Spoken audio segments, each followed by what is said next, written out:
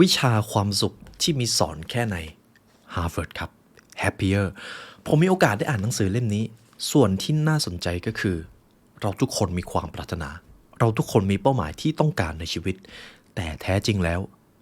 เราแค่ต้องการมีความสุขครับหนังสือเล่มนี้พูดถึงเรื่องความสุขได้ลึกซึ้งมากที่สุดอีกเล่มหนึ่งจึงเป็นโอกาสดีที่เราจะมาไขความลับจนไปถึงแก่นแท้ของความสุขกันและถ้าหากมหาวิทยาลัยที่ดีที่สุดแห่งหนึ่งของโลกสอนเรื่องความสุข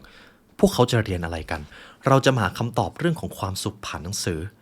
Happier ครับ You are listening to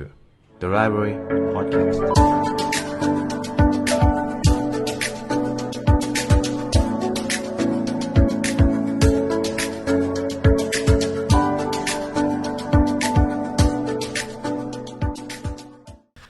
ในเอพิโซดนี้เราจะมาพูดถึงเรื่องของความสุขครับผมมีโอกาสได้อ่านหนังสือเล่มนี้ครับของคุณทาวเบนชาฮาร์เป็นหนังสืออีกเล่มหนึ่งที่แผ่ขยายความจริงของความสุข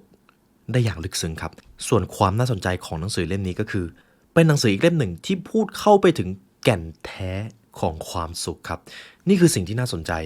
แน่นอนครับชีวิตเราต้องการความสำเร็จความมั่งคั่งวัตถุเงินทองนี่เป็นสิ่งที่จำเป็นส่วนหนึ่งแต่แท้จริงแล้วเหตุผลที่เราต้องการสิ่งเหล่านั้นจริงๆเป็นเพราะว่าเราต้องการมีความสุขครับเท่านั้นเองนี่คือสิ่งที่คุณเบนชาฮาอยากจะบอกพวกเราก่อนพวกเราไม่ได้ต้องการอะไรเลยครับเราแค่ต้องการมีความสุขตอนผมอ่านเจอประโยคนี้มันปลุกความรู้สึกน่าสนใจบางอย่างจากหนังสือเล่มนี้ก่อนอื่นครับคุณเบนชาฮาเขาได้เขียนคำถามมาถามพวกเราก่อนคุณเคยเห็นคนที่ประสบความสำเร็จอย่างสูงแต่ไม่มีความสุขหรือเปล่าแน่นอนผมเชื่อว่า learner ทุกท่านจะต้องเคยเจอสถานการณ์แบบนั้นหรือบางทีเราเนี่ยแหละเป็นคนนั้นเองเวลาเราประสบความสำเร็จแต่ทำไมเรากลับรู้สึกว่าแล้วยังไงต่อเราต้องไปทางไหนฉะนั้นครับอาจจะบอกได้ว่าคนสำเร็จแต่กลับไม่มีความสุขมีมากจนน่าประหลาดใจ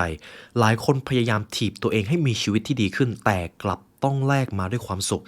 จนวันหนึ่งมหาวิทยาลัยฮาร์วาร์ดครับได้เปิดหลักสูตรวิชาความสุขเขาได้เปิดสอนเป็นครั้งแรกจนตอนนี้มีนักศึกษาแห่กันมาเรียนอย่างล้นหลามมากถึง 1,400 กว่าคนจาก8คนครับคำถามก็คือมหาวิทยาลัยแห่งนี้ที่ขึ้นชื่อว่าเป็นมหาวิทยาลัยที่ดีที่สุดแห่งหนึ่งของโลกพวกเขาสอนความสุขอย่างไรพวกเขาเรียนอะไรกันดังนั้นจึงเป็นโอกาสดีครับที่คุณชาฮาได้เอาบทเรียนจากมหาวิทยาลัยฮาร์วาร์ดในเรื่องของความสุขโดยเฉพาะมาไว้ในหนังสือเล่มนี้เราไม่จำเป็นต้องเดินฝ่าหิมะไปเรียนครับทุกท่านนั่งแล้วก็ฟังพอดแคสต์นี้ได้เลยเรามาเริ่มกันตรงนี้ก่อนครับส่วนคำนำที่คุณชาฮาได้เขียนหากพูดถึงเรื่องความสุขแน่นอนเราค้นหาความสุขกันมากขึ้นผมเชื่อว่าทุกท่านอ่านหนังสือเกี่ยวกับความสุขการศึกษาเรื่องความสุขได้รับความสนใจเป็นพิเศษไม่เฉพาะแค่ในซีกโลกตะวันตกหรือในยุคหลังสมัยใหม่ผู้คนทุกคนล้วนเสาะแสวงหากุญแจไปสู่ความสุขตั้งแต่ยุคโบราณแล้วครับความสนใจและการศึกษาในเรื่องการมีชีวิตที่ดีอยู่จะเหนือข้อจำกัดด้านเวลาและสถานที่แต่สิ่งที่มันน่าสนใจอยู่ตรงนี้ครับเขาได้นำอัตราส่วนของคนในประเทศสหรัฐอเมริกามาให้เราดูในตอนนี้ครับสัดส่วนของคนที่หดหู่พุ่งสูงขึ้นกว่าในช่วงทศวรรษที่ 1960 ถึง 10 เท่าครับและมาดูอีกตรงหนึ่งครับอายุเฉลี่ยของคนที่เริ่มรู้สึกหดหู่กับชีวิตเริ่มต้นขึ้นที่อายุ 14.5 ปีจากเมื่อก่อนอยู่ที่ 29.5 ปีสรุปได้เลยก็คือความหดหู่ความไม่พอใจความทุกข์เกิดขึ้นได้ง่ายมากกว่าเมื่อก่อนนี่แหละครับคือสิ่งที่มันเป็นความจริงคำถามที่น่าสนใจอยู่ตรงนี้ครับชีวิตเรามีความสะดวกสบายมากขึ้นเราเข้าถึงอาหารได้มากขึ้นเรามีนวัตกรรมมีเทคโนโลยีมากขึ้นแต่ทำไมความสุขกลับน้อยลงอันนี้เป็นคำถามที่น่าสนใจนี่อาจจะเป็นอีกหนึ่งเหตุผลที่ผู้คนเริ่มหันมาสนใจจิตวิทยาเชิงบวกกันมากขึ้นเพราะขณะที่ความมั่งคั่งทางวัตถุพุ่งสูงขึ้นอย่างที่ไม่เคยเป็นมาก่อนความหดหู่กลับพุ่งสูงขึ้นตามไปด้วยซึ่งนี่เป็นสิ่งที่เราไม่ต้องการและเราไม่ได้คาดคิดด้วยคนรุ่นเราครับร่ำรวยมากขึ้นกว่าคนรุ่นก่อนๆแต่ความร่ำรวยกับความสุขกลับไม่ได้ไปในทิศทางเดียวกันซึ่งคุณชาฮาเขาได้เขียนตรงนี้แล้วมันน่าสนใจมากตราบใดก็ตามที่ผู้คนยังเชื่อว่าเมื่อความปรารถนาด้านวัตถุหรือความต้องการภายนอกได้รับการตอบสนองเมื่อนั้นพวกเขาจะได้พบกับชีวิตที่สมปรารถนาแต่แท้จริงแล้วมันคือภาพลวงตาครับเพราะบัดนี้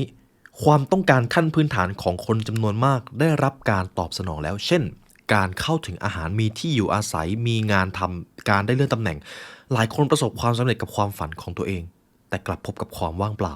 หรือบางคนอาจจะยังรู้สึกว่าไม่พอใจกับชีวิตของตัวเองอยู่ทั้งที่เคยประสบความสำเร็จกับสิ่งที่ตัวเองได้ฝันไว้แล้วดังนั้นเมื่อเกิดความสับสนแบบนี้ในโลกขึ้นมนุษย์จึงหันมาพึ่งพาจิตวิทยาเชิงบวกในที่สุดครับนี่อาจจะเป็นแก่นหรือเป็นหนทางเดียวที่อาจจะพาเราไปเจอกับความสุขเรามาดูกันก่อนว่าจิตวิทยาเชิงบวกจริงๆแล้วมันคืออะไรผมชอบคำนิยามที่คุณชาฮาเขาได้เขียนไว้จิตวิทยาเชิงบวกหมายถึงการศึกษาในเชิงวิทยาศาสตร์เกี่ยวกับการดำรงชีวิตของมนุษย์ในสภาวะที่ยอดเยี่ยมที่สุดครับผมบอกได้เลยว่าเป็นอีกคำจำกัดความหนึ่งที่ลึกซึ้งคุณชาฮาเขาได้เขียนเขาแบ่งออกมาเป็นแบบนี้ส่วนที่1เราจะมาดูกันก่อนว่าความสุขเนี่ยคืออะไรถ้าเราอยากมีความสุขเราต้องรู้ก่อนความสุขที่แท้จริงแล้วมันคืออะไรกันแน่กับส่วนที่2คือวิธีการที่จะทำให้เราไปเจอกับความสุขอาจจะเป็นกลยุทธ์ส่วนสุดท้ายก็คือการนำแนวคิดทั้งหมดมาประยุกต์กับการใช้ชีวิตฉะนั้นครับในเอพิโซดนี้จะเป็นเรื่องที่พูดถึงความสุขโดยเฉพาะและสิ่งหนึ่งที่ผมอาจจะอยากส่งต่อให้กับ learner ไม่ว่าเราจะมีความปรารถนาอะไรก็ตามในชีวิตแท้จริงแล้วเราแค่อยากมีความสุขครับเอาล่ะครับและเช่นเคยถ้าทุกท่านอยากได้เนื้อหาจากหนังสือวิชาความสุขที่มีสอนแค่ใน Harvard ครบถ้วนทุกท่านสามารถซื้อหนังสือเล่มนี้ได้จาก The Library Shop นะครับและผมอาจจะบอกได้ว่านี่อาจจะเป็นหนังสืออีกเล่มหนึ่งที่ทำให้ท่านเข้าใจความสุขและอาจจะเป็นอีกเล่มที่ได้เปลี่ยนแปลงทางชีวิตของท่านก็ได้จากหนังสือ Happier ครับเรามาเริ่มตรงนี้กันก่อนความสุขคืออะไรในชีวิตของเราครับทุกๆครั้งที่เราตั้งเป้าหมายทุกๆครั้งที่เราคิดภาพความสำเร็จของตัวเองเรามักจะรู้สึกว่าเนี่ยถ้าเราไปถึงจุดนั้นชีวิตนี้คงจะสบายใจชีวิตนี้คงจะมีความมั่นคงและก็มีความสุขตลอดกาลผมเชื่อว่าทุกท่านตอบได้ว่ามันไม่จริงเพราะเราทุกคนต่างเคยรู้สึกแบบนั้นแล้วไปถึงจุดนั้นแต่กลับไม่ได้เจอความสุขอย่างที่คาดหวังไว้ฉะนั้นจุดแรกครับผมอยากจะให้ learner ทบทวนประสบการณ์ชีวิตตัวเองคุณชาฮาเขาได้เขียนเอาไว้ว่าลองนึกทบทวนประสบการณ์ส่วนตัวของคุณดูว่าเคยมีครั้งใดไหมที่คุณบรรลุเป้าหมายที่ตั้งไว้แล้วแต่กลับไม่ได้พบกับความสุขที่คาดหวังไว้เลยมนุษย์เกินครึ่งบนโลกเจอสภาวะแบบนี้ครับฉะนั้นแล้วแก่นแท้ของความสุขอาจจะไม่ได้อยู่ในโลกภายนอกอาจจะไม่ได้อยู่กับวัตถุชื่อเสียงเงินทองผมต้องบอกกันว่าสิ่งเหล่านี้เป็นสิ่งสำคัญในการดำรงชีวิตแต่อาจจะไม่ใช่แก่นแท้ของความสุขถ้าเราไม่ได้ฝึกแก่นแท้ของความสุขต่อให้เราจะได้ความสำเร็จภายนอกมาเท่าไหร่อีกไม่นานเราก็จะไม่พอใจเหมือนเดิมหากให้พูดถึงความหมายของความสุขคร่าวๆอาจจะเป็นสภาวะที่เรารู้สึกพึงพอใจในชีวิตของตัวเองซึ่งน่าจะเป็นภาพรวมคร่าวๆของความสุขนะครับแต่อาจจะบอกได้ว่าความสุขอาจจะไม่ได้สามารถแปลความหมายตรงๆได้เพราะว่ามันเป็นความรู้สึกครับมันวัดเป็นตัวเลขไม่ได้มันมองเห็นไม่ได้ตรงนี้แหละครับคือสิ่งที่อาจจะบอกว่าเป็นจุดที่ยากในการหาความสุขเพราะมันวัดค่าอะไรไม่ได้เลยเงินสามารถวัดได้ชื่อเสียงก็อาจจะสามารถมองเห็นได้มองเห็นว่าคนในสังคมยอมรับวัตถุที่ครอบครองอันนี้เห็นได้ชัดเลยแต่พอเป็นความสุขเท่านั้นแหละมองไม่เห็นครับจับต้องไม่ได้วัดไม่ได้ด้วยฉะนั้นอาจจะบอกได้ว่าความสุขเป็นสิ่งที่ต้องรู้สึกได้อย่างเดียวครับฉะนั้นแหละครับแทนที่จะรู้สึกห่อเหี่ยวใจเพราะเราไปไม่ถึงจุดหมายที่เรามีความฝันไว้แต่แทนที่จะเสียเวลาไปกับการพยายามประเมินว่าเรามีความสุขเราจำเป็นต้องมองให้ออกว่าความสุขเป็นทรัพยากรที่มีไม่จำกัดครับเราสามารถครอบครองเท่าไหร่ก็ได้ความสุขมีไม่จำกัดเลยและการมีความสุขมากขึ้นเป็นการเดินทางที่ต้องเรียนรู้ตลอดชีวิตแบบไร้จุดสิ้นสุดนั่นเองเอาล่ะครับในส่วนต่อไปอาจจะเป็นส่วนที่สำคัญที่สุดของหนังสือเล่มนี้เลยแบบจำลองแฮมเบอร์เกอร์ครับส่วนนี้เป็นส่วนที่น่าสนใจมากเราจะมีแฮมเบอร์เกอร์อยู่4ชิ้นในชีวิตซึ่งเราสามารถเลือกกินชิ้นไหนก็ได้ไม่มีใครมาบังคับให้เราเลือกเราต้องเป็นคนเลือกครับทั้ง4ชิ้นนั้นมีอะไรบ้างแฮมเบอร์เกอร์ชนิดแรกเป็นแฮมเบอร์เกอร์ที่อาจจะบอกได้ว่าเป็นอาหารขยะแสนอร่อยถ้าคุณกินตอนนี้คุณจะมีความสุขเลยแต่ในอนาคตคุณอาจจะเสียสุขภาพคุณอาจจะรู้สึกผิดกับการกินอาหารขยะนั่นเราจะเรียกกันว่าแฮมเบอร์เกอร์ของรูปแบบคนเจ้าสำราญครับเขาจะแสวงหาความพอใจและหลีกเลี่ยงความเจ็บปวดคนเหล่านี้จะให้ความสำคัญกับการมีความสุขในปัจจุบันโดยไม่แยแสกับผลเสียในอนาคตนี่คือแฮมเบอร์เกอร์ชิ้นที่1แฮมเบอร์เกอร์ชิ้นที่2ครับเป็นแฮมเบอร์เกอร์มังสวิรัติไร้รสชาติทำจากวัตถุดิบที่ล้วนแล้วแต่เป็นประโยชน์ต่อร่างกาย ถ้าหากเรากินตอนนี้เราจะรู้สึกว่ามันฝืนใจกินมากเลยแต่ในอนาคตเราอาจจะรู้สึกมีสุขภาพดีหรือมีความสุขที่กินอาหารที่ดีแต่ท่านอาจจะต้องแลกมากับความเสียหายในปัจจุบันรูปแบบแฮมเบอร์เกอร์รูปแบบที่2เราจะตั้งชื่อกันว่ารูปแบบหนูวิ่งแข่งครับจะเป็นคนที่ยอมอดเปรี้ยวไว้กินหวานยอมทนทุกข์ในปัจจุบันเพื่อให้บรรลุจุดประสงค์บางอย่างที่วาดหวังไว้ในอนาคตอันนี้คือสิ่งที่คนส่วนใหญ่กำลังกินอยู่ครับแฮมเบอร์เกอร์รูปแบบหนูวิ่งแข่งแฮมเบอร์เกอร์ชนิดที่3ครับเป็นแฮมเบอร์เกอร์ที่แย่ที่สุดในบรรดาแฮมเบอร์เกอร์ทั้งมวลนอกจากรสชาติจะไม่ได้เรื่องแล้วยังไม่เป็นประโยชน์ต่อร่างกายอีกด้วยถ้าหากท่านเลือกกินแฮมเบอร์เกอร์ชนิดนี้ท่านจะเจอกับความเสียหายในปัจจุบันและท่านจะรู้สึกว่างเปล่าในอนาคตอีกรูปแบบที่เปรียบได้กับแฮมเบอร์เกอร์ชนิดนี้ก็คือคนหมดอะไรตายอยากครับบ่งบอกถึงคนสิ้นหวังในชีวิตเป็นคนที่ไม่มีความสุขกับปัจจุบันและไม่มีความหวังกับอนาคตนี่คือแฮมเบอร์เกอร์ทั้ง3ประเภทที่อยู่ในชีวิตของเราสามารถเลือกได้เลยว่าจะกินชิ้นไหนมันจะมีแฮมเบอร์เกอร์อีกชิ้นหนึ่งเป็นชิ้นที่4แฮมเบอร์เกอร์ชิ้นที่4เป็นตัวอย่างของรูปแบบความสุขครับในระหว่างที่กินก็รู้สึกว่ามันอร่อยและในระยะยาวก็ยังส่งผลดีกับชีวิตอีกด้วยมันอาจจะฟังดูเหมือนเป็นไปไม่ได้ใช่ไหมครับแต่ในชีวิตเรามีแฮมเบอร์เกอร์ชิ้นที่4อยู่แฮมเบอร์เกอร์ชิ้นนี้เป็นแฮมเบอร์เกอร์ที่จะทำให้คุณลิ้มลองประโยชน์ทั้งในปัจจุบันและในอนาคตซึ่งเจ้าแฮมเบอร์เกอร์ชิ้นนี้แหละครับที่จะทำให้เราไปพบกับความสุขและเราจะต้องหาให้เจอและที่สำคัญก็คือแฮมเบอร์เกอร์ทั้ง4ชิ้นเปรียบเสมือนตัวตนที่อยู่ในชีวิตของเราครับ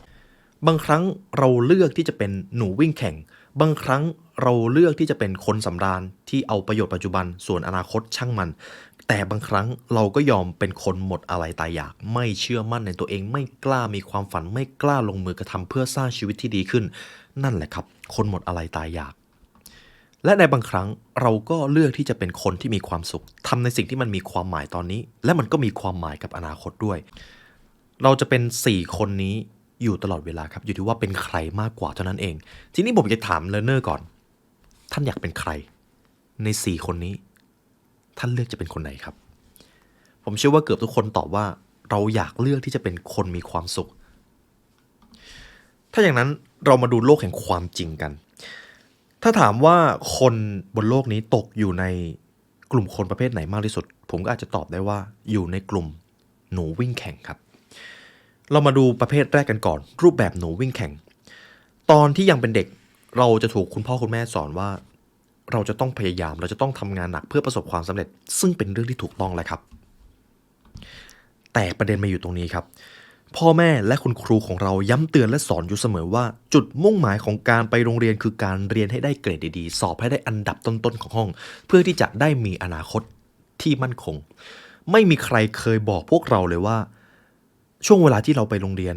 เราควรจะมีความสุขที่โรงเรียนด้วยนะเราควรจะมีความสุขกับการเรียนมีความสุขกับเพื่อนๆด้วยนะการเรียนสามารถเป็นเรื่องสนุกได้เราจะไม่ค่อยถูกสอนแบบนี้ครับเราจะถูกสอนว่าจงพุ่งเป้าไปที่อนาคตจงทำงานให้หนักยอมเสียสละปัจจุบันทุกท่านเห็นอะไรไหมครับนี่คือรูปแบบของหนูวิ่งแข่งครับทุกท่านลองคิดถึงประสบการณ์ตอนที่อยู่ในระบบการศึกษาในช่วงใกล้สอบในช่วงเกรดเฉลี่ยจะออกรู้สึกว่าเราจะเริ่มไม่สนุกกับการเรียนแล้วเรารู้สึกกดดันเรารู้สึกถึงการแข่งขันที่เอาเป็นเอาตายมากเลยเราทุกคนต่างเฝ้าฝันที่จะรอวันเสาร์อาทิตย์มาถึงที่จะได้ไปดูการ์ตูนที่บ้านแต่แล้ววันจันทร์ถึงศุกร์กลับกลายเป็นช่วงเวลาที่ไม่มีความสุขเสียซะงั้นทีนี้หากเราเรียนจบแล้วโอเครู้สึกสบายใจเพราะว่าเราน่าจะจำความรู้สึกตอนที่เฉลิมฉลองวันที่เราเรียนจบได้เข้าไปสู่ช่วงวัยทำงานเราอาจจะคิดไว้ว่าถ้าเราได้งานที่เราฝันไว้แล้วเนี่ยเราน่าจะมีความสุขเรามาดูตรงนี้กันหลายคนครับได้งานที่ตัวเองฝันแต่สิ่งที่เขาเจอก็คือในเวลาไม่นานเขาพบว่าตัวเองเริ่มไม่สนุกกับการทำงานที่จะต้องทำงานวันละ10-12 ชั่วโมงบางคนอาจจะต้องยอมเสียสละครอบครัวยอมเสียสละไลฟ์สไตล์ที่ตัวเองชื่นชอบเพื่อที่จะไปทุ่มเทกับงานไม่ว่าจะเป็นความฝันที่ต้องการเลื่อนตำแหน่งได้เงินโบนัสก้อนโตหรือเมื่อผู้คนแสดงความประทับใจกับตำแหน่งอันใหญ่โตของเขาเราเริ่มมีเป้าหมายใหม่ที่อยากจะไปและเราก็เริ่มคิดว่าถ้าเราได้ตำแหน่งนั้นถ้าเรามีโบนัสก้อนนั้นถ้าเรามีชื่อเสียงขนาดนั้นเราน่าจะมีความสุขไม่ต่างจากตอนที่เราเป็นนักเรียนเลยครับซึ่งคำถามที่มันจะตามมาก็คือถ้าอย่างนั้นแล้วการประสบความสำเร็จในชีวิตคือสิ่งเดียวกับการมีชีวิตที่ทุกข์ทรมานอย่างนั้นหรือเปล่านี่แหละครับคือเหตุผลที่ว่าทำไมคนส่วนใหญ่ตกอยู่ในไลฟ์สไตล์ของหนูวิ่งแข่งหรือหนูทิพย์จักร สาเหตุหลักๆนะครับก็คือวัฒนธรรมเป็นตัวส่งเสริมความเชื่อดังกล่าวถ้าเราเรียนได้เกรด A ตอนปลายเทอมเราจะได้ของขวัญจากพ่อแม่ถ้าเราทำยอดขายได้ตามเป้าเราจะได้โบนัสตอนปลายปีเราเรียนรู้ที่จะให้ความสำคัญกับเป้าหมายลำดับถัดไปมากกว่าประสบการณ์ในปัจจุบันนั่นเองและเลือกที่จะใช้ชีวิตไล่ล่าอนาคตที่เปลี่ยนแปลงอยู่ตลอดเวลาต่อให้เราจะไล่ขนาดไหนมันก็ไม่ทันมันเป็นเพราะสังคมให้ความสำคัญกับผลลัพธ์ไม่ใช่การเดินทางและอีกสาเหตุหนึ่งตรงนี้ที่มันน่าสนใจครับเราอาจจะคิดว่าถ้าเราสอบได้เกรดดีๆเราจะรู้สึกมีความสุขแต่ความรู้สึกตอนที่สอบได้เกรดดีมันไม่ใช่ความสุขครับมันเป็นความรู้สึกโล่งใจเท่านั้นเองและเรากลับไปรู้สึกว่าความรู้สึกโล่งใจนั่นแหละเป็นความสุขซึ่งเจ้าความรู้สึกโล่งใจนั้นมันจะอยู่ได้ไม่นานครับอีกสักพักหนึ่งมันจะเจอปัญหาใหม่และเจ้าความโล่งใจมันมีราคาที่ต้องจ่ายการที่เราจะโล่งใจนั่นหมายความว่าก่อนหน้านั้นเราจะต้องไปเจอความทุกข์ก่อนเราอาจจะมองว่าความโล่งใจเป็นความสุขในแง่ลบก็ได้ครับมันมีที่มาจากการปฏิเสธความเครียดและการกังวลตามธรรมชาติแล้วความโล่งใจมีต้นตอมาจากประสบการณ์ที่ไม่น่าอภิรมย์ดังนั้นจึงไม่สามารถให้ความสุขที่ยั่งยืนได้ผมจะยกตัวอย่างคนที่ปวดศีรษะจนหัวแทบระเบิดแล้วอยู่ดีๆอาการก็ทุเลาลงเขาก็จะมีความสุขจากการที่ตัวเองหายเจ็บปวดใช่ไหมครับแต่หลังจากนั้นการหายเจ็บปวดนั้นก็จะปลดเปลื้องเป็นประสบการณ์เฉยๆนี่แหละครับหนูวิ่งแข่งจะสับสนระหว่างความโล่งใจกับความสุขทีนี้ต่อไปจะเป็นคำถามที่คุณชาฮาเขาได้เขียนเอาไว้ครับในบางครั้งท่านรู้สึกว่าตัวเองเป็นหนูวิ่งแข่งหรือเปล่าถ้าท่านมองชีวิตของตัวเองด้วยสายตาของคนนอกท่านอยากจะให้คำแนะนำอะไรกับตัวเองบ้างบางคนอาจจะเป็นให้เวลากับครอบครัวมากขึ้นจัดเวลาพักของตัวเองมากขึ้นลดเวลาการทำงานบ้างนี่อาจจะเป็นคำตอบที่บางท่านอาจจะตอบกับตัวเองนี่คือรูปแบบที่1ครับหนูวิ่งแข่งรูปแบบที่2คนเจ้าสำราญคนเจ้าสำราญจะตรงข้ามกับหนูวิ่งแข่งเลยครับหนูวิ่งแข่งยอมเจ็บตอนนี้และสบายตอนหน้าคนเจ้าสำราญก็คือสบายตอนนี้อนาคตช่างมันคนเจ้าสำราญแสวงหาความพอใจและหลีกเลี่ยงความเจ็บปวดพวกเขาสารวนอยู่กับการตอบสนองความต้องการของตัวเองเป็นหลักอะไรก็ตามที่ทำและทำให้เขารู้สึกสมปรารถนาและทำให้เขารู้สึกดีในตอนนั้นเท่านั้นก็เพียงพอแล้วแต่ความอันตรายของคนประเภทนี้ก็คือเมื่อความตื่นเต้นเร้าใจจืดจางลงพวกเขาจะเริ่มรู้สึกว่างเปล่าพวกเขาจะเริ่มรู้สึกว่าเขามีอะไรหลายอย่างที่เขาเคยฝันไว้แล้วแต่ทำไมของเหล่านี้กลับกลายเป็นทำให้เขารู้สึกเฉยๆหลังจากนั้นและเนื่องจากคนเจ้าสำราญให้ความสำคัญกับปัจจุบันเท่านั้นพวกเขาจึงอาจทำสิ่งที่เป็นอันตรายได้ถ้าสิ่งนั้นสามารถมอบความพอใจให้เขาได้ในตอนนั้นเลยเช่นยาเสพติดความสัมพันธ์ที่ท็อกซิกหรือความสัมพันธ์ที่ไม่จริงใจหรือแม้แต่การทำกิจวัตรที่มันไม่ได้มีความหมายอะไรเลยแต่ทำให้เขารู้สึกดีในขณะนั้นนั่นแหละครับคือสิ่งที่คนเจ้าสำราญมักจะเป็นถ้าทุกท่านอยากเห็นภาพให้ลึกกว่านี้ผมมีเรื่องราวจากละครโทรทัศน์เรื่องหนึ่งมาเล่าให้ฟังละครเรื่องนั้นชื่อว่า The Twilight Zone ครับเรื่องมีอยู่แบบนี้ครับอาชญากรอำมหิตคนหนึ่งถูกวิสามันขณะหลบหนีตำรวจหลังจากนั้นอาชญากรคนนั้นก็ได้รับการต้อนรับจากคนที่คิดว่าเป็นเทวดาเขาบอกว่าไม่ว่าท่านจะปรารถนาอะไรพวกเราจะตอบสนองความปรารถนาของท่านทุกอย่างชายคนนี้ก็ตกใจครับเพราะคิดว่าตัวเองเป็นอาชญากรมาตลอดแต่กลับรู้สึกว่าตัวเองได้ขึ้นสวรรค์ตอนแรกเขาก็งงครับแต่แล้วก็ยอมรับในโชควาสนาของตนหลังจากนั้นชายคนนั้นก็เริ่มไล่เลียงความต้องการและความปรารถนาของตัวเองแล้วก็ส่งไปให้เทวดาไม่ว่าอาชญากรคนนี้จะขออะไรไปก็ได้มาทุกอย่างเลยครับเทวดาคนนี้ตอบสนองความต้องการของชายคนนี้ทุกอย่างไม่ว่าจะเป็นเงินเสื้อผ้าชื่อเสียงความสัมพันธ์หรือแม้แต่ผู้หญิงเขาตอบสนองให้หมดเลยครับจนทำให้ชายคนนี้รู้สึกว่าชีวิตนี้ไม่มีอะไรดีไปกว่าชีวิตหลังความตายอีกแล้วแต่อย่างไรก็ตามจุดพีคอยู่ตรงนี้ครับเมื่อเวลาล่วงเลยไปการเสพสุขอย่างต่อเนื่องเริ่มทำให้เขาพอใจน้อยลงการมีชีวิตอยู่โดยไม่ต้องพยายามอะไรเลยมันน่าเบื่อมากเขาจึงขอให้เทวดามอบงานบางอย่างที่ท้าทายสำหรับเขาแต่เทวดาก็ตอบกลับมาว่าในสถานที่แห่งนี้ท่านจะได้ทุกอย่างตามที่ต้องการยกเว้นโอกาสในการทำงานเพื่อแลกเปลี่ยนกับสิ่งต่างๆทีนี้ครับเมื่อชายคนนี้ไม่ได้เจอความท้าทายอะไรเลยขออะไรก็ได้ไปหมดเขาเริ่มรู้สึกห่อเหี่ยวเขาเริ่มไม่มีความสุขแบบสุดๆอย่างที่ไม่เคยเป็นมาก่อนเขาจึงไปขอร้องเทวดาครับว่าผมขอไปสวรรค์อีกชั้นหนึ่งได้ไหมครับที่ไม่ใช่ชั้นนี้และหลังจากนั้นครับ เทวดาคนนั้นก็บอกว่าท่านไม่รู้เหรอว่าตอนนี้ท่านไม่ได้อยู่บนสวงสวรรค์แต่ท่านอยู่ในนรกต่างหากและผมบอกเลยว่านี่เป็นนรกที่อาจจะเป็นที่ที่น่ากลัวที่สุดแล้วการที่เราสมความปรารถนาทุกอย่างจะกลายเป็นเรื่องธรรมดาไปหมดเลยความสุขจะเป็นเรื่องที่ไม่ต้องพูดถึงครับถ้าเราทำทุกอย่างแล้วสมปรารถนานี่แหละครับคือชีวิตจริงของคนเจ้าสำราญคนเจ้าสำราญจะเข้าใจผิดคิดว่านรกเป็นสวรรค์เพราะเมื่อเราปราศจากจุดมุ่งหมายในระยะยาวและไม่ได้เจอความท้าทายใดๆชีวิตย่อมไม่มีความหมายสำหรับเราอีกต่อไปเราจะไม่สามารถพบกับความสุขได้เลยครับผมอาจจะพูดได้ง่ายๆเลยก็คือถ้าเราสมปรารถนาทุกอย่างความเบื่อจะกลายเป็นความทุกข์ระทมในชีวิตในทันทีเราจะมาดูกลุ่มที่3ครับกลุ่มคนหมดอาลัยตายอยากแฮมเบอร์เกอร์ชิ้นที่3นั่นเองคนกลุ่มนี้ครับคือคนที่ยอมจำนนให้กับความเชื่อที่ว่าชีวิตนี้มันไร้ความหมายถ้ารูปแบบหนูวิ่งแข่งเปรียบได้กับการมีชีวิตอยู่เพื่ออนาคตรูปแบบคนเจ้าสำราญเปรียบได้กับการใช้ชีวิตอยู่เพื่อปัจจุบันคนหมดอาลัยตายอยากเปรียบได้กับการถูกจองจำไว้กับอดีตครับคนกลุ่มนี้คือคนที่ยอมพ่ายแพ้ให้กับภาวะที่ไร้ความสุขในปัจจุบันและคาดหวังว่าชีวิตในอนาคตก็คงไม่ได้แตกต่างกันเขาจะถูกจองจำไว้กับความล้มเหลวในอดีตและไม่พบกับความสุขได้เลยและที่พีคคือทั้ง3ประเภทที่ผมพูดมาอยู่ในตัวเราทั้งหมดเลยครับเรามีคน3คนนี้อยู่ในตัวผมจะยกตัวอย่างเป็นบริบทในชีวิตจริงบางคนไม่กล้ามีความฝันจากที่ครั้งหนึ่งเขาเป็นคนที่เชื่อมั่นในตัวเองแต่แล้ววันหนึ่งพอเขาเจอกับความล้มเหลวเขาเอาความล้มเหลวนั้นมาเป็นข้ออ้างที่จะทำให้ตัวเองไม่ยกระดับชีวิตเป็นงานวิจัยนะครับตรงนี้งานวิจัยของเซลิกแมนเผยให้เห็นว่า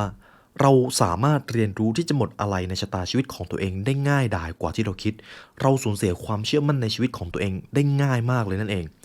หากเราไม่สามารถบรรลุผลลัพธ์ที่ต้องการเราก็มักจะนำประสบการณ์ในอดีตมาปรุงแต่งให้ใหญ่โตจนกลายเป็นความเชื่อที่ว่า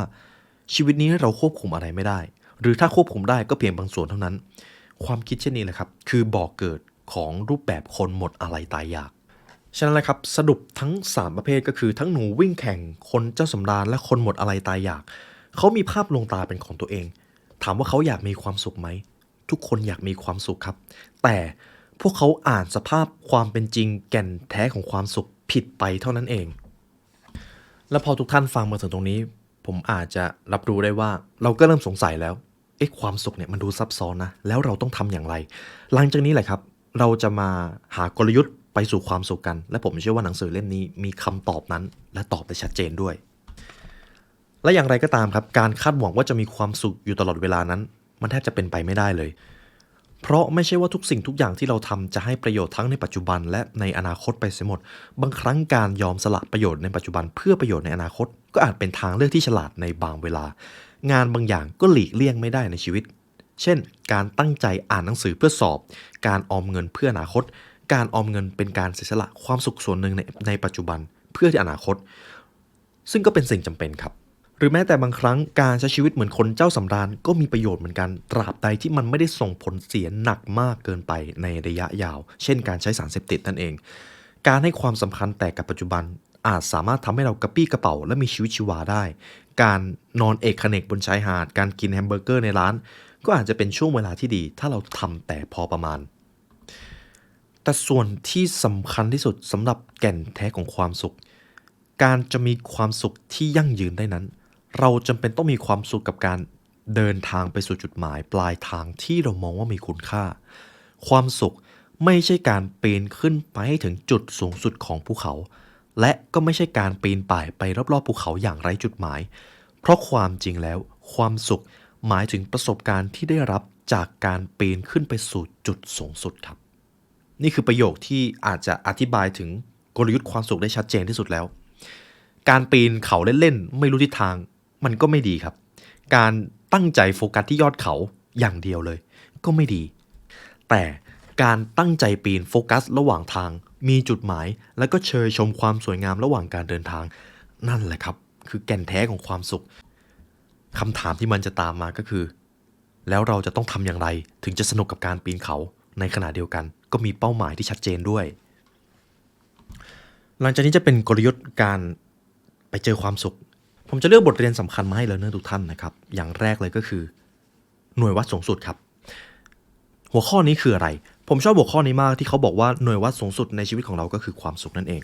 ถ้าสมมติผมทำธุรกิจถ้าเราต้องการประเมินมูลค่าของธุรกิจเราก็จะใช้เงินเป็นเครื่องมือในการประเมินใช่ไหมครับรายได้ผลกำไรนั่นเอง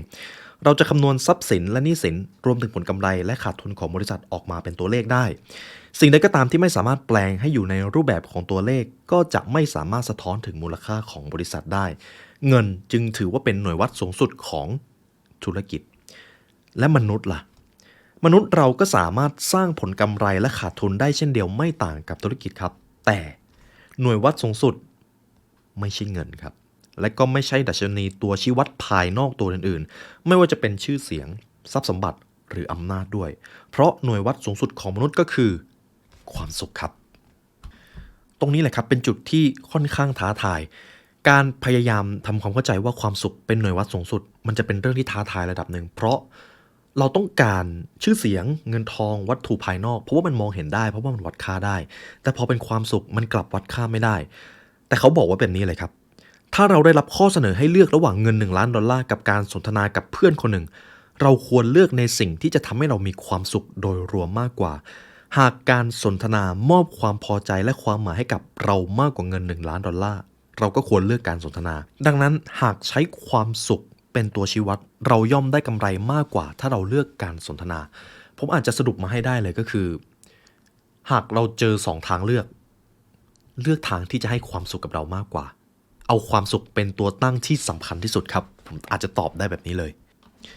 แน่นอนครับผู้เขียนเขาก็รู้ครับว่าการที่ต้องเลือกระหว่างเงิน1 ล้านดอลลาร์กับการสนทนาไม่ใช่เรื่องง่ายสำหรับบางคนมองเงินไว้ก่อนเลย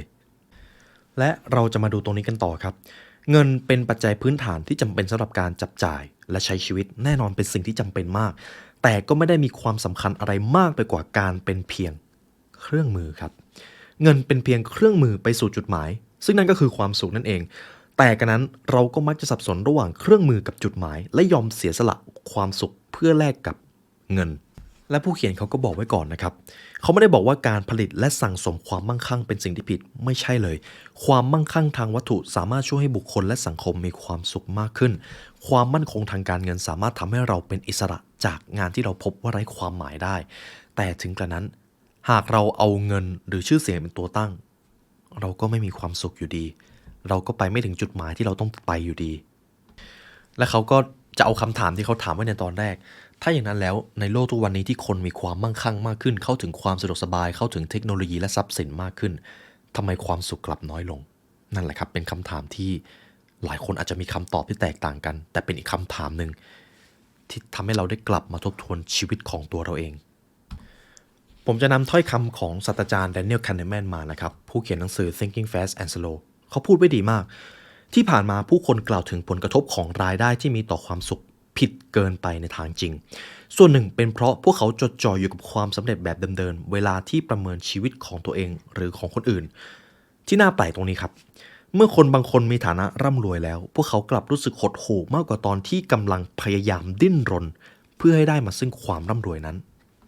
นี่จึงเป็นเหตุผลครับไม่ว่าเราจะทำอะไรก็ตามความสุขจะต้องเป็นเป้าหมายและเป็นตัวชี้วัดที่สูงที่สุดที่เราจะต้องสร้างขึ้นมาให้ได้ในเมื่อความมั่งคั่งทางวัตถุอาจไม่ได้นำเราไปสู่ความสุขถ้าอย่างนั้นเราก็ควรหมกมุ่นกับสิ่งเหล่านั้นให้น้อยลงพอถึงตรงนี้บางท่านอาจจะสงสัยว่า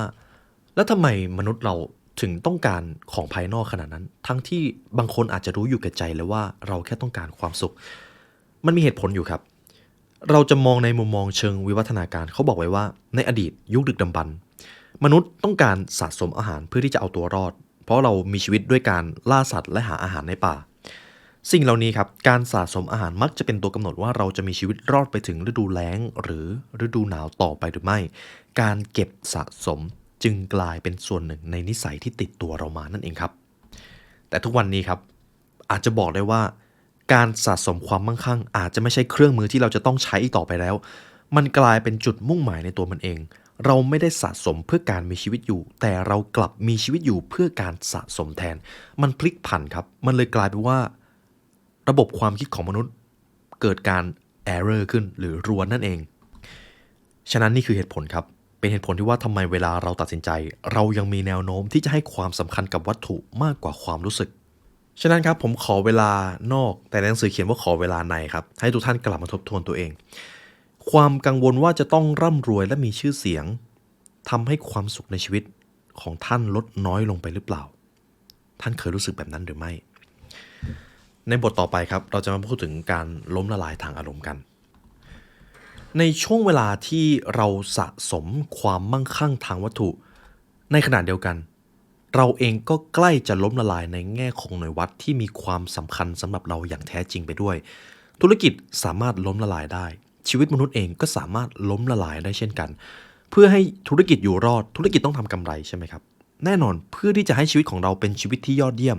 เราก็ต้องมีกำไรเหมือนกันวัดได้ด้วยหน่วยวัดสูงสุดนั่นคือความสุขนั่นเองคุณช้าเขาบอกแบบนี้ครับให้เราลองคิดดูว่าประสบการณ์ในแง่บวกเป็นรายได้และประสบการณ์ในแง่ลบเป็นรายจ่ายมันจะเป็นประโยชน์สำหรับเราตรงนี้ครับ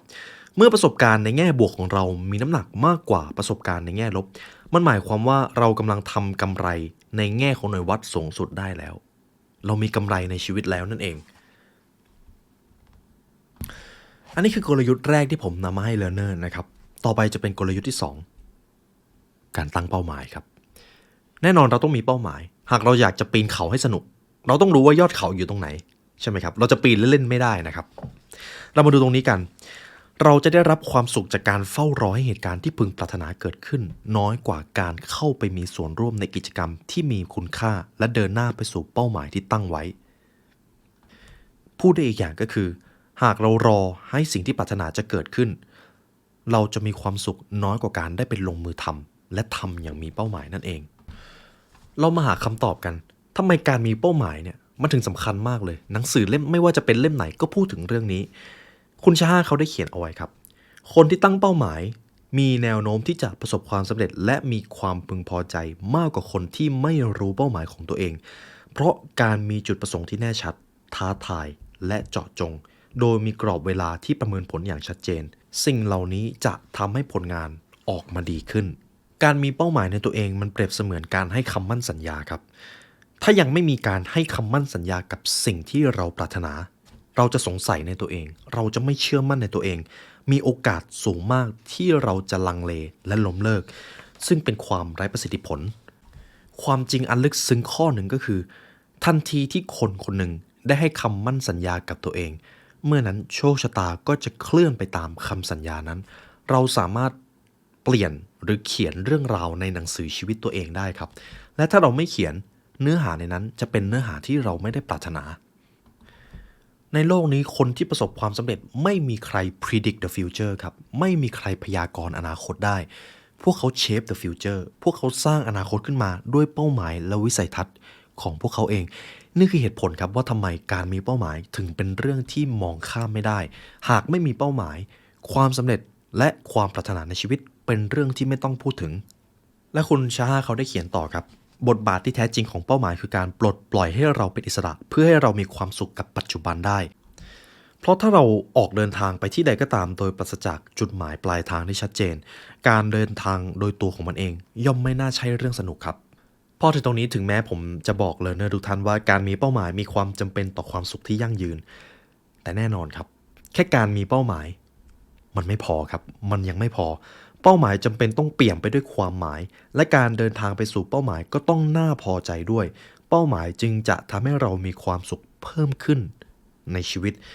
เป้าหมายนั้นจะต้องมีความหมายครับผมอาจจะบอกได้ว่าเป้าหมายที่มีความหมายในชีวิตส่วนใหญ่มักจะเป็นเป้าหมายที่ไม่ได้ทำเพื่อตัวเองมักจะทำเพื่อผู้อื่นมักจะเป็นเป้าหมายที่ชี้นิ้วไปที่ผู้อื่นทุกท่านลองดูว่าเป้าหมายที่ท่านมีอยู่ในตอนนี้ชี้นิ้วไปที่ใครต่อไปจะเป็นกลยุทธ์อันที่3ผมอาจจะบอกได้ว่านี่เป็นกิจวัตรที่จะสร้างไปสู่นิสัยนั่นเองกิจวัตรที่ดีจะทำให้เรารู้สึกพึงพอใจกับชีวิตกิจวัตรนั้นจะต้องเป็นสิ่งที่เรารู้สึกสนุกบ้างตอนทำและต้องให้คุณค่าให้ความหมายกับในอนาคตด้วยการมีกิจวัตรที่ดีผมอาจจะบอกได้ว่า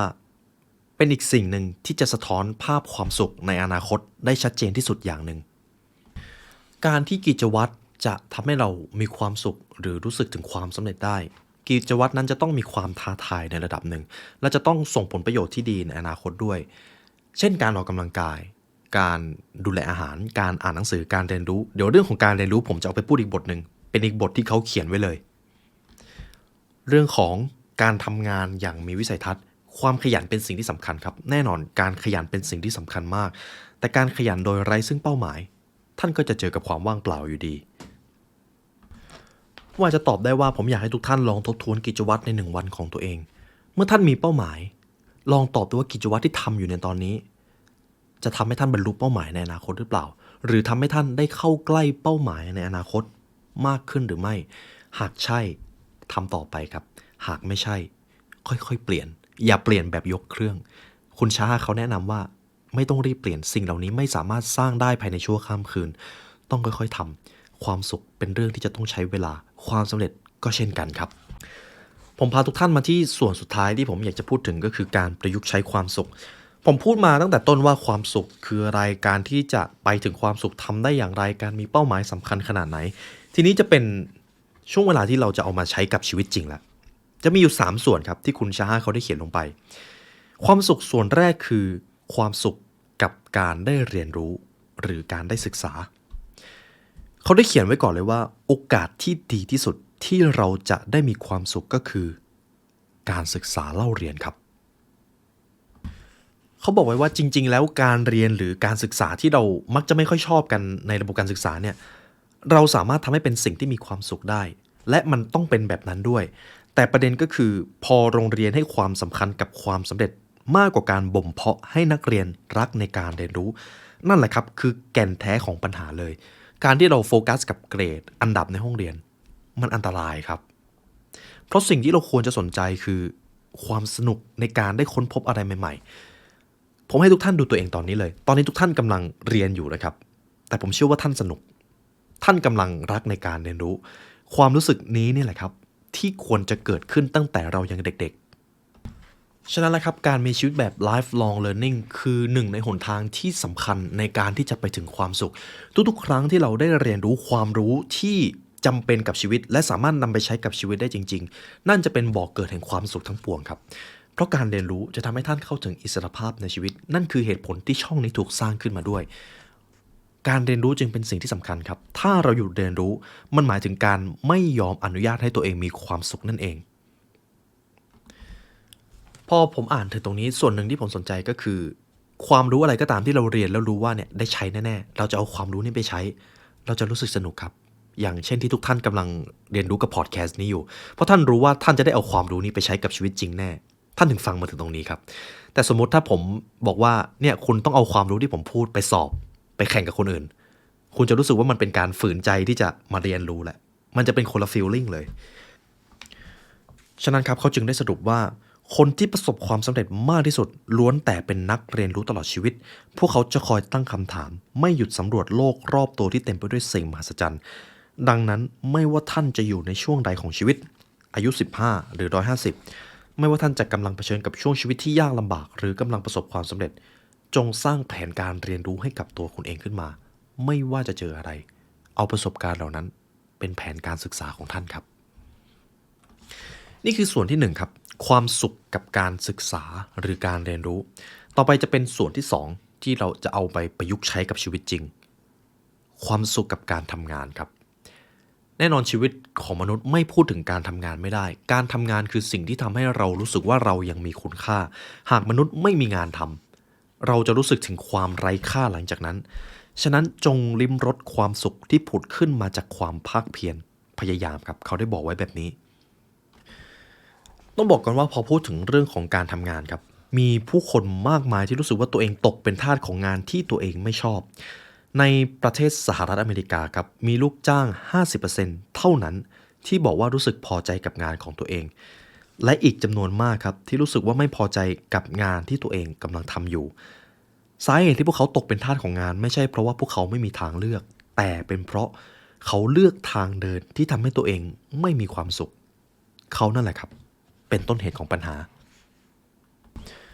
พอถึงตรงนี้ผมอาจจะสรุปได้ว่าการทำงานหลักๆเนี่ยจะมีอยู่2ประเภทบางคนอาจจะทำงานเพื่อของภายนอกเงินชื่อเสียงวัตถุใช่ไหมครับกับคนกลุ่มที่2ทำงานเพื่อ passion หรือ calling นั่นเองอันนี้จะเป็น2ประเภทหลักๆคนที่จะมีความสุขกับการทำงานได้แน่นอนงานนั้นจะต้องเป็นสิ่งที่เขาเรียกร้องเขารู้สึกว่างานนั้นมีความหมายตรงนี้ครับน่าสนใจเขาบอกว่างานจริงๆแล้วไม่ใช่ทุกคนที่จะได้ทำงานที่ตัวเองรักแต่เราทุกคน ฝึกทัศนคติหรือค้นหาความหมายของงานนั้นได้ทุกคนครับหากงานที่เราทำอยู่อาจจะรู้สึกว่าเป็นงานที่ซ้ำซากจำเจน่าเบื่อมากเลยแต่ถ้าเราค้นหาความหมายของงานนั้นถ้าเรารู้ว่างานนี้ไปสร้างคุณค่าให้กับใครเราจะมีไฟในการทำงานนั้นขึ้นมาหลายเท่าครับและงานก็จะกลายเป็นหนทางสู่การเจอความสุขในที่สุดซึ่งนั่นคือสิ่งที่เราต้องการคุณจ้าเขาได้เขียนถ้อยคำหนึ่งครับเขาบอกไว้ว่าบางทีความพอใจในชีวิตและการทำงานอาจขึ้นอยู่กับมุมมองที่มีต่องานของตัวเองมากกว่ารายได้หรือชื่อเสียงเกียรติยศที่ได้รับอีกต่างหากผมจะเอางานวิจัยส่วนหนึ่งของหนังสือเล่มนี้มาให้นะครับของคุณเชสนิวสกี้และดัตตันพวกเขาได้ทำการศึกษาบรรดาพนักงานทำความสะอาดของโรงพยาบาลและพบว่าพนักงานกลุ่มหนึ่งมองว่างานตัวเองเป็นงานที่น่าเบื่อและไร้ความหมายขณะที่พนักงานในกลุ่มหนึ่งมองว่างานเดียวกันนี้ทำเหมือนกันเลยมันน่าสนใจและเปลี่ยนไปด้วยความหมายเพราะพนักงานกลุ่มนี้เขารู้สึกว่าเขาได้สร้างคุณค่าให้กับผู้คนผลปรากฏว่าพนักงานกลุ่มที่สองที่ปรับแต่งงานของตัวเองเขาสามารถทำได้อย่างสร้างสรรค์เขาสร้างปฏิสัมพันธ์กับคนในที่ทำงานลูกค้าและผู้มาเยือนฉะนั้นเขาจึงได้เขียนไว้ครับเมื่อพิจารณาในแง่ของหน่วยวัดสูงสุดวิธีการที่เรามองงานของตัวเองสำคัญกว่าตัวงานจริงๆเสียอีกผมก็อาจจะเอานิทานเรื่องหนึ่งมาเล่าให้เลิร์นเนอร์ฟังมีช่างก่อสร้างอยู่3คนแต่ทีนี้มีชายคนหนึ่งเห็นแล้วก็เดินไปถามช่างคนที่1ถามว่าท่านกำลังทำอะไรอยู่ช่างคนแรกตอบว่ากำลังวางก้อนอิฐชายคนนั้นก็เลยเดินไปถามช่างคนที่2ช่างคนที่2ก็ตอบว่ากำลังก่อกำแพงทีนี้ชายคนนี้ก็เดินไปถามช่างคนที่3ช่างคนที่3บอกว่าเรากำลังสร้างมหาวิหารและมันจะกลายเป็นสิ่งมหัศจรรย์ของโลกท่านคิดว่าความรู้สึกของช่างทั้ง3คนนี้แตกต่างกันไหมครับแน่นอนแตกต่างกันมหาศาลก่ออิฐเหมือนกันเลยแต่มุมมองที่มีต่องานแตกต่างกันและผมเชื่อว่าช่างคนที่3คือคนที่มีความปรารถนาและมีความสุขกับงานที่ตัวเองทำมากที่สุดและแน่นอนชีวิตของเราต้องมีกำไรนั้นคือความสุขเราต้องมีรายได้การที่เราจะมีความสุขได้เราจะต้องเป็นเหมือนช่างคนที่3หากเราอยากจะมีรายได้ในชีวิตการทำงานนั่นเองครับต่อไปจะเป็นหัวข้อสุดท้ายนะครับความสุขกับความสัมพันธ์ครับความสัมพันธ์เป็นอีกสิ่งหนึ่งที่มีอิทธิพลกับความรู้สึกของมนุษย์ทุกคนเลยไม่ว่าจะเป็นความรู้สึกที่ดีหรือความรู้สึกที่แย่มนุษย์คือ social creature ครับสัตว์สังคมนั่นเองมันจึงไม่ใช่เรื่องเกินจริงที่ว่าทุกความสัมพันธ์มีผลกับเราเสมอต่อให้เราจะต้อนรับหรือไม่ต้อนรับก็ตามซึ่งตรงนี้ต่อให้เราจะเป็นคนเก็บตัวหรือชอบเข้าสังคมขนาดไหนก็ตามการฝึกเรื่องของการทนุถนอมความสัมพันธ์หรือการค้นหาความสุขกับความสัมพันธ์ให้เป็นเรื่องที่จำเป็นมากเพราะท่านอริสโตเติลก็ได้เขียนไว้ครับหากมนุษย์ปราศจากมิตรภาพความสุขย่อมไม่อาจเกิดขึ้นพอพูดถึงเรื่องของความสัมพันธ์ที่มีผลกับชีวิตผมอาจจะพูดถึงคนรักของเราหนังสือเล่มนี้ก็ได้พูดแบบนั้นครับคนรักเป็นคนที่อาจจะเป็นความสัมพันธ์ที่ใหญ่ที่สุดในชีวิตของเราแล้วคุณชาฮาเขาได้เขียนเอาไว้ครับคนจำนวนมากเชื่อว่ากุญแจไปสู่ความสัมพันธ์ที่ประสบความสำเร็จคือการค้นหาคนรักที่เหมาะสมกับตัวเองให้เจอแต่อย่างไรก็ตามมันอาจจะไม่ได้สามารถหาได้แม่นยำขนาดนั้นเพราะมันอยู่ที่ว่าเราบ่มเพาะความสัมพันธ์ที่เราเลือกอย่างไรมากกว่านั่นแหละครับคือสิ่งที่สำคัญหากให้ผมพูดง่ายๆเลยก็คือผมลิขิตมันอาจจะไม่ได้มีจริงครับแต่คนที่เราเลือกแล้วพยายามบ่มเพาะความสัมพันธ์นั่นแหละคือสิ่งที่เราควรจะเรียนรู้มาตั้งแต่เนิ่นๆเหตุผลหลักๆก็คือการให้ความสำคัญกับการค้นหามากกว่าการบ่มเพาะมันเป็นความเชื่อผิดๆที่เราเห็นผ่านจอทีวีนั่นเองภาพยนตร์จำนวนมากมีเนื้อหาเกี่ยวกับการค้นหาความรักพยายามผ่านความลำบากจนในที่สุดเมื่อถึงตอนอวสานทั้งคู่ก็ได้ครองรักกันแต่จริงๆแล้วนั่นเป็นเพียงแค่จุดเริ่มต้นครับเพราะส่วนที่ท้าทายมากที่สุดในการดูแลความสัมพันธ์คือการใช้ชีวิตนับจากนั้นให้มีความสุขต่างหากเขาจึงได้ถามคำถามก่อนทุกท่านลองคิดดูนะครับมีใครบ้างที่คิดว่าเมื่อได้พบตำแหน่งงานหรือสถานที่ทำงานในฝันแล้วตัวเองจะไม่จำเป็นต้องทำงานหนักอีกต่อไปไม่มีครับเรื่องของความสัมพันธ์ก็เป็นแบบนั้นเลยไม่ต่างกันคำถามก็คือแล้วถ้าเราอยากจะบ่มเพาะความสัมพันธ์นั้นให้มีคุณภาพ เราต้องทำอย่างไร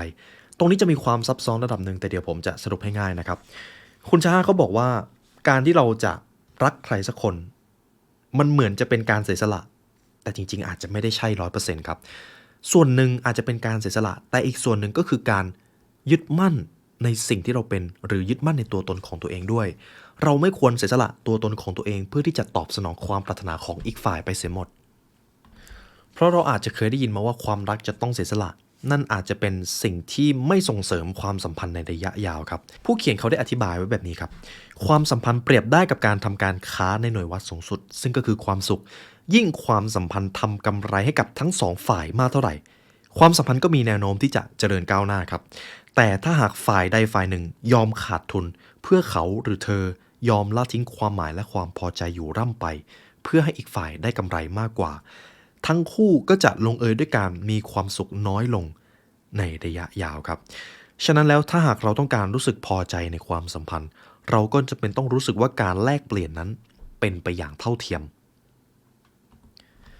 เพราะว่าเขาอธิบายไว้เลยว่าจริงๆแล้วมนุษย์เนี่ยไม่ชอบที่จะได้รับมากเกินไปหรือได้รับน้อยเกินไปถ้าหากทั้งสองฝ่ายมองความสัมพันธ์อย่างเท่าเทียมกันนั่นหมายความว่าความสัมพันธ์ก็จะไปได้ไกลและยั่งยืนมากกว่าฉะนั้นข้อนี้สรุปได้เลยครับความสัมพันธ์โดยรวมจะต้องมีกำไรให้กับทั้งสองฝ่ายการใช้ชีวิตอยู่ร่วมกันต้องทำให้ทั้งคู่มีความสุขมากขึ้นหากคนใดคนหนึ่งรู้สึกว่าตัวเองไม่มีความสุขแต่เพื่อให้อีกฝ่ายมีความสุขเลยยอมอนาคตมันจะกลายเป็นระเบิดเวลาครับอันนี้เป็นเรื่องราวของความสัมพันธ์ประเภทคนรักเขาพูดถึงเรื่องนี้เพราะว่าเป็นความสัมพันธ์ที่อาจจะบอกว่าเป็นความสัมพันธ์ที่ใหญ่ที่สุดนี่ก็เป็นส่วนสุดท้ายที่ผมนำมาให้ learner ทุกท่านนะครับเป็นหนังสือที่ผมใช้เวลาอ่านค่อนข้างนานจริงๆยังมีอีกส่วนนึงครับเป็นส่วนของการฝึกจิตอาจจะเป็นการใช้เวลาให้เป็นการจดจ่ออยู่กับงานที่ทำการทำให้ชีวิตเรียบง่ายซึ่งส่วนที่3จะเป็นส่วนที่น่าสนใจมากแต่ตอนนี้คลิปก็ยาวแล้วครับและผมก็รู้สึกว่าเนื้อหาอาจจะอัดแน่นเกินไปและก็ขอบคุณ learner ทุกท่านนะครับที่ฟังมาถึงตรงนี้หากทุกท่านอยากเรียนรู้วิชาความสุขที่มีสอนแค่ใน Harvard ครบถ้วนครับทุกท่านสามารถซื้อหนังสือเล่มนี้ได้จาก The Library Shop นะครับเป็นหนังสืออีกเล่มหนึ่งที่คุณภาพเกินความคาดหวังของผมมากตอนที่ผมอ่านเนี่ยผมเข้าใจความสุขไปอีกระดับหนึ่งเลยและผมเองก็อยากให้เลิร์นเนอร์ทุกท่านได้ค้นพบแก่นของความสุขที่แท้จริงในชีวิตด้วยเช่นกันและในวันนี้ครับได้เวลาอันสมควรแล้วทีมงาน The Library และผมขอลาไปก่อนขอให้วันนี้เป็นวันที่ยอดเยี่ยมของทุกท่านครับสวัสดีครับ